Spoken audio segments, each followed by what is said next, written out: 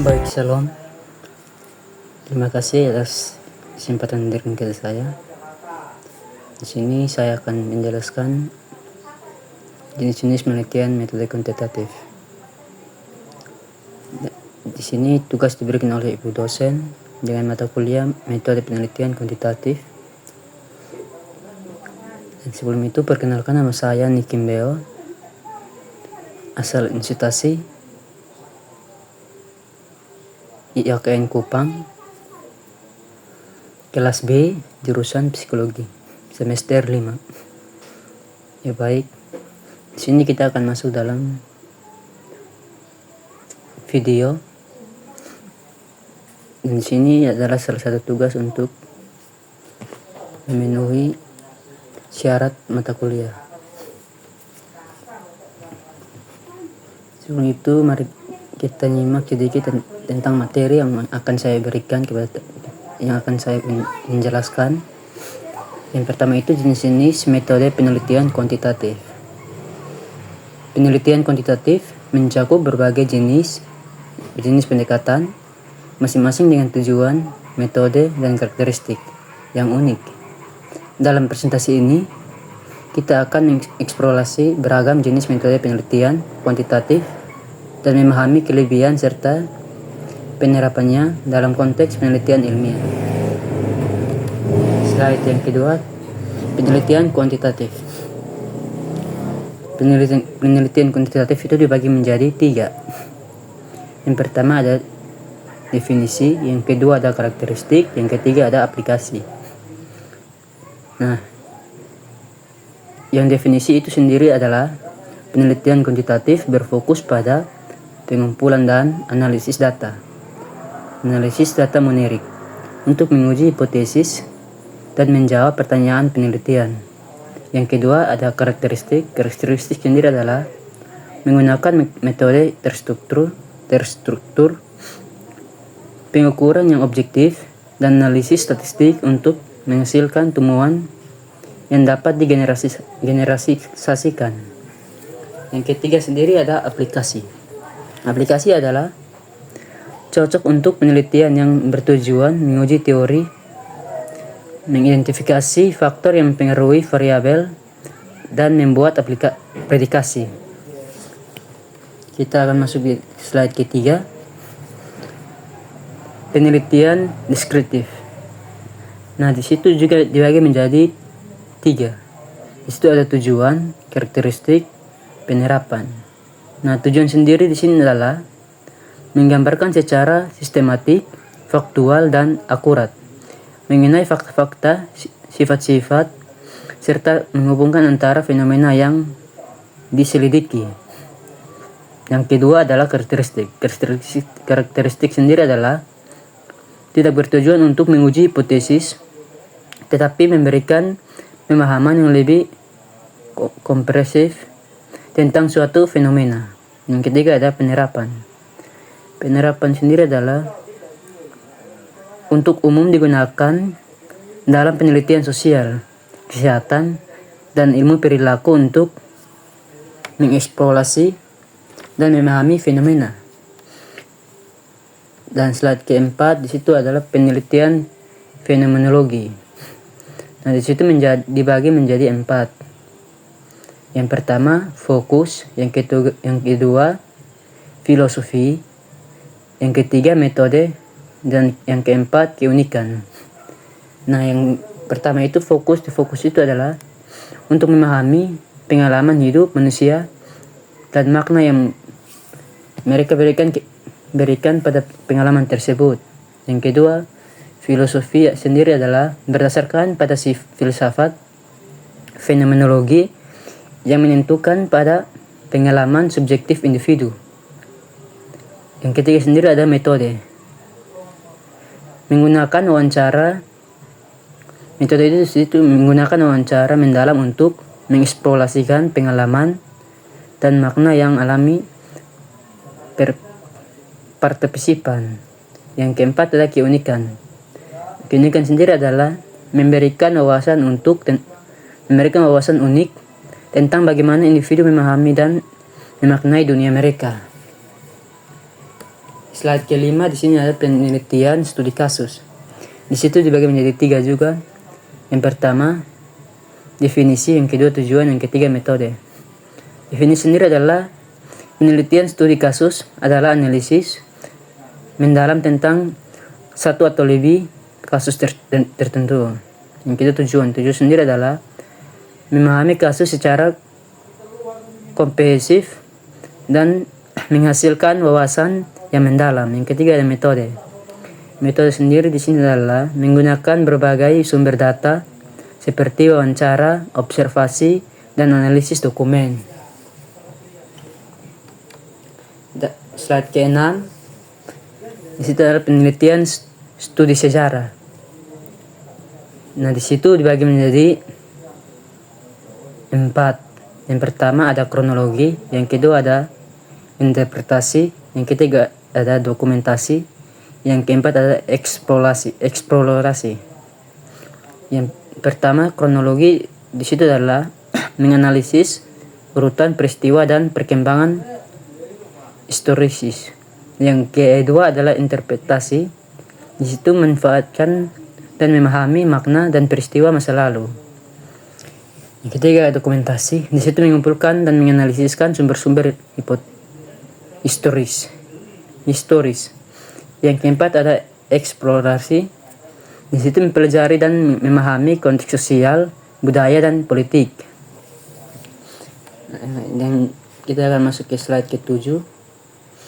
Di situ ada penelitian etnografi. Nah, di situ di penelitian etnografi dibagi juga menjadi 3. Yaitu ada yang pertama ada observasi, yang kedua ada deskripsi, yang ketiga ada interpretasi. Observasi ini adalah penelitian terlibat langsung dalam mempelajari budidaya, perilaku, dan interaksi kelompok masyarakat. Yang kedua ada deskripsi. Di situ mendokumentasikan secara rinci pengamatan dan pengalaman penelitian dalam konteks budaya yang dipelajari. Yang ketiga ada interpretasi. Interpretasi adalah penelitian berupaya memahami dan memaknai pola-pola budaya, nilai, dan norma yang berlaku. Dan yang slide ke-8, di situ ada perbandingan metode penelitian. Nah, perbandingan metode penelitian ini di sini ada di bawah tabel, yaitu metode. Yang pertama metode, yang kedua kuantitatif, yang ketiga deskriptatif, yang keempat fenomenologi, yang kelima studi kasus, dan yang keenam studi sejarah, dan yang ketujuh etnografi. Nah, di dalam yang tabel pertama itu ada tujuan, karakteristik, dan teknik pengumpulan data. Nah, yang di tabel kedua juga ada menguji hipotesis, terstruktur objektif, survei, eksperimen, observasi.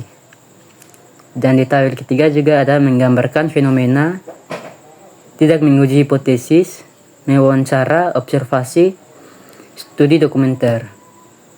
Yang di tabel keempat juga ada memahami pengalaman individu. Di situ ada subjektif, interpretatif, dan wawancara yang mendalam. Yang di tabel kelima juga di situ ada analisis mendalam kasus tertentu. Nah, analisis mendalam kasus tertentu di situ ada hilistik, kontekstual, atau wawancara, observasi, dan analisis dokumen. Nah, yang di tabel ke-6 ada memahami peristiwa masa lalu. Di situ juga ada kronologis, analisis sumber, dan dokumentasi arsip. Yang tabel terakhir di situ ada mempelajari budidaya dan masyarakat. Di situ ada lagi perspektif dan diskursif. Di situ observasi, wawancara, dan dokumentasi. Kita akan masuk ke slide ke-9.